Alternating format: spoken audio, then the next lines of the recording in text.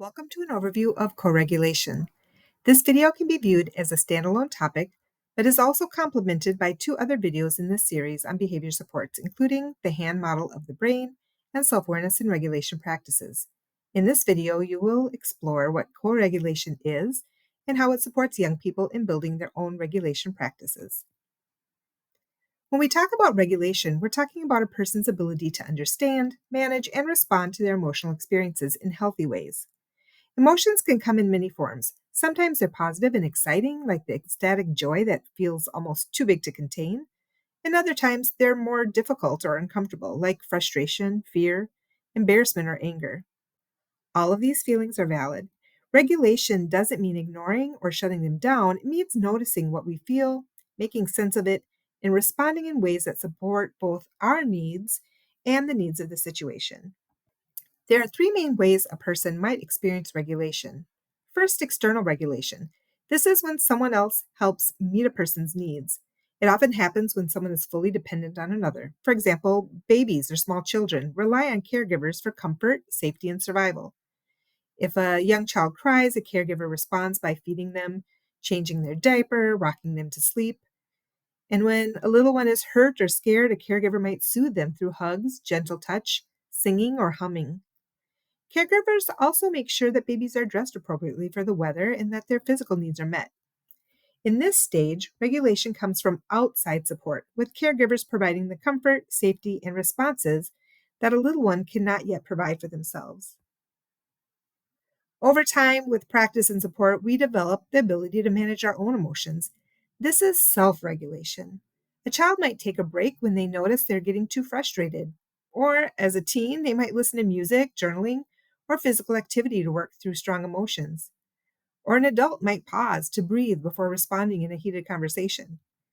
Self regulation doesn't mean ignoring emotions, it means recognizing them, understanding their purpose, and responding in ways that meet the needs in a healthy and balanced way. It is important to note that self regulation is not the same as self control. Self control is often about blocking, holding back, or stuffing down emotions. For example, a child might clench their fists to keep from crying because they were told to control themselves. Self regulation, on the other hand, is about noticing emotions, understanding what they're telling us, and finding ways to reduce the intensity or frequency of the impulses that come with them. We know that all emotions are valid, so the goal isn't to stop feeling them. Instead, it's to recognize them and respond in ways that are healthy and supportive. This may sound like a small difference in wording, but it matters. Words shape how we think about our emotions and how we guide young people in managing them. Co regulation is the support one person provides another through interactions, conversations, modeling, and guidance. It's when we step in to help someone manage their emotions in the moment, offering a calm presence, redirecting energy, or suggesting a strategy that supports regulation. Now, here's something to note. If you are going to help and co regulate and that want it to be effective, you also, as the adult, must be regulated yourself. And so, as we talk about regulation, thinking about what this means to you and how you regulate is going to be an important piece in supporting young people in regulating themselves. Over time, young people do internalize what they learn through co regulation. With consistent modeling and support, the strategies we share become the practices they eventually use for self regulation. Like any skill, it's developed with practice and repetition. Here are a few examples of co regulation in action. When a youth worker notices a young person struggling with big feelings, instead of getting frustrated or demanding the young person engage in the activity or sit out from the activity, the staff remains calm, gets on their level, creates a space for them to express what they're feeling, or offers familiar strategies that have been introduced before, like a walk to the fountain or a quick walk and talk, or maybe a fidget. Or it may sound like, hey, I noticed you're having a hard time staying on task today. You mentioned you had an exciting weekend. Want to take 5 minutes to draw your favorite part and share it with the group, and then we can get back to the project.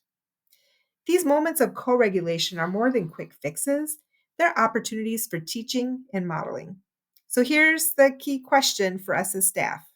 How are we building our own self awareness and regulation practices so that we can show up calm and steady for young people, regulating ourselves? And how are we intentionally co regulating with young people while they're still developing their own self regulation skills? Now to co regulation. Remember, co regulation is when we manage emotional experiences with the support of someone else. For this section, we're going to draw on the work of Dr. Bruce Perry, who describes the 3 R's of emotional regulation, a sequence of engagement that helps us understand how to connect with and support others. So, one note first is association matters. Dr. Perry reminds us about associations, the connections our brain makes between experiences and emotions. These associations are deeply personal and can be positive or negative depending on our unique histories. A common example begins in the womb. During a healthy pregnancy, a baby's needs are consistently met. Temperature is regulated, nutrients and oxygen flow through the umbilical cord, waste is removed. At the same time, the baby experiences constant movement and rhythm, rocking as the parent walks, the steady sound of a heartbeat. These sensations become associated with comfort and safety. It makes sense then that after birth, rocking, gentle touch, and rhythmic patterns often soothe babies. And even into adulthood, many of us still calm in rocking, tapping, humming, or other rhythmic movements, music, when we're stressed or afraid. But associations are not the same for everyone. What soothes one person may feel unsettling to another. What feels safe to you might feel threatening to someone else based on their past experiences. This is why co regulation requires sensitivity. We can't assume our strategies automatically work for everyone. So, as we move through the 3 R's of emotional regulation, keep in mind that our communication style may be different from the young person we support. The strategies that work best may depend on their individual associations and their experiences. And throughout this section, I'll also refer to the aspects of the brain as explained in the hand model of the brain video by Dr. Dan Siegel. If you haven't seen that video, I encourage you to watch it. It's a helpful tool for visualizing how the brain responds to stress and regulation. The first step in co regulation is regulate, helping someone feel safe and calm. This step is connected to the brainstem, sometimes called the reptilian brain, which controls basic survival responses. Before reasoning or problem solving can happen, the nervous system must be calmed and a sense of safety reinforced. At this stage, our role is to communicate that you are safe, you're cared about, that the staff is there for them. How we regulate others begins with ourselves. If we're dysregulated, we cannot effectively support a young person. Our tone of voice, facial expressions, and body language matter as much as our words. A calm presence helps others feel calm. We need to pay attention to the environment. Regulation is not just about what we do, it's also about the space around us. Thinking who else is present, what sounds, movements, or distractions might be affecting the young person. Are there possible triggers nearby, like loud noises or bright lights or crowded spaces? And being mindful of these factors allows us to shape a calmer environment. When we think about the tools for regulation, we know that not every tool works for everyone, but here are some practices that science show can calm the body and the brain. Breathing exercises. That deep controlled breathing directly lowers heart rate and blood pressure, reducing stress hormones, balancing oxygen and carbon dioxide in the blood, improves immune function, and increases feelings of calm. Stretching relieves muscle tension, reduces stress, and boosts serotonin, which stabilizes mood. Hydration, even a simple drink of water, can help restore balance. Movement, like that walking, gentle exercise, or rhythmic activities like rocking, can soothe the nervous system. Music and rhythm, that listening, humming, or drumming can be calm. It's important that we practice these skills regularly, even if they feel awkward or silly, it is essential. Doing this helps us to normalize the practices, making them easier to use in the moment of stress. Integrating these calm habits into our daily routines is helpful and improves not only the individual regulation, but also the overall climate of our program. Once safety and calm have been restored, the next step is relate. This step connects to the limbic system, that part of the brain that ties to memories, emotions, and relationships. Relationships are powerful because they shape how we experience and process emotions. When young people feel connected, seen, and understood, they're far more open to learning, guidance, and growth. We connect best through shared experiences, common interests, activities, humor, and traditions. This is why that community building practices are woven into our programs. They create a foundation of trust and connection. The way we greet, engage, and check in with young people each day sends a message that you belong here and that you matter. Now, not every connection will be the same, and that's okay. Some staff naturally build stronger relationships with certain young people.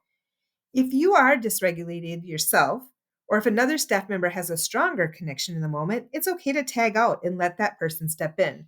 What matters most is that the young person has someone that they can relate to when they need it. The final step in the sequence is reason and reflect, the space for collaborative problem solving and higher level thinking. This step relies on the prefrontal cortex, the part of the brain responsible for logic and decision making and reflection. It's important to remember you cannot reason with someone until they are regulated and feel safe. And that goes back to that hand model of the brain that we learned about in the other video from Dr. Siegel. Sometimes we aren't able to connect with that higher order thinking and that feeling of safety until later in the day or maybe even the next day. Over time, as regulation and co regulation skill grow, young people experience fewer intense activations. And when they are activated, the goal is quicker recover time, getting back to a calm thinking state faster. This process lays a foundation for self regulation. So, how can we support reflection? You can integrate practices into your programming that build emotional awareness and language for regulation. Again, check out the quick guide video to self awareness and regulation strategies for more ideas. You can also collaborate with young people to identify strategies that work best for them. Invite them to create a personal plan that they can use when they start to feel dysregulated. Find out what works for them at school. Maybe there's some strategies from home. And then practice that plan. Rehearsing strategies when the young person is calm builds the skill to use them early before they get escalated. If strategies don't work in the moment, wait until the young person is calm. Try again later, maybe even the next day. And this all does take time and can be discouraging. Adults may sometimes feel like a young person is deliberately acting out, and it feels personal, like they're just trying to make life hard. And when that thought creeps in, remember this mantra: they aren't giving me a hard time, they're having a hard time. Behaviors we see as challenging are almost always communicating a need. What looks intentional may actually be the brain's stress response, an inability to access reasoning until safety and connection are restored. That's why this sequence matters. Regulate, relate, and reason. Processing is always sequential. When we follow it, we set the stage for real growth, reflection, and problem solving. So now what? If you haven't already, download the handout that goes along with this video. Take time to reflect on what these ideas mean for you, your work, and your program. And then start with yourself. Adults who are dysregulated can't support a young person to get regulated. The work begins with you. Notice your signals. Pay attention to how your body feels when you experience difficult emotions. Recognize your personal patterns. Identify your strategies. What helps you understand, manage, and respond to emotions effectively for you? Practice release. Find ways your body can let go of stress and return to calm, whether through movement, breath work, music, or whatever works for you. And find your people. Connect with a trusted colleague or friend who can be your go to for co regulation when you need support.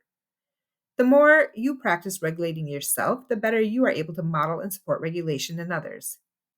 Then do a personal inventory of the 3 R's of regulation. Think about regulating. What practices are you already comfortable with for yourself or supporting others? What maybe do you want to explore further? And what strategies do you use or could you use to help young people get regulated before they become activated? And when it comes to relating, how are you intentionally building relationships with young people? When they're activated, what helps them be responsive to your support? Are there ways you can strengthen trust and connection so co regulation is easier in challenging moments? And finally, that reason reflect. When a young person is regulated, how comfortable are you supporting the reflection? How do you help them make meaning of the situation? And then try something new. Choose one topic from this session to deepen your understanding of. It could be something you're already familiar with but want to strengthen, or something entirely new. Identify 1 to 2 new practices you can try to intentionally build co regulation into your program.